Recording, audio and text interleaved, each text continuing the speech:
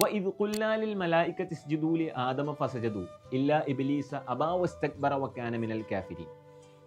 ആദമിന് നിങ്ങൾ സുജൂദ് ചെയ്യുക എന്ന് മലക്കുകളോട് നാം കൽപ്പിച്ച സന്ദർഭം സ്മരണീയമാണ്.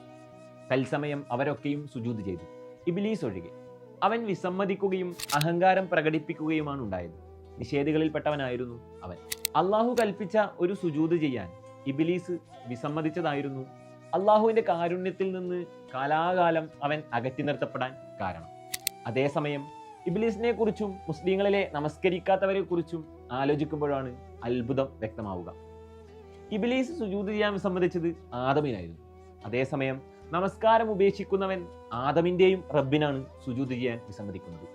അള്ളാഹു എത്രയധികം കാരുണ്യമുള്ളവൻ, ഉമ്മത്തിന്റെ പിഴവുകളെ എത്രമാത്രം ക്ഷമിക്കുന്നവൻ. എല്ലാ പ്രഭാതത്തിലും പ്രദോഷത്തിലും തൗബ ചെയ്ത് അവനിലേക്ക് മടങ്ങാൻ അവൻ തൻ്റെ അടിമകളെ ക്ഷണിക്കുന്നു. തെറ്റെത്ര വലുതായാലും, പിഴവെത്ര മാരകമായാലും, വിരഹം എത്ര ദൈർഘ്യമേറിയതായാലും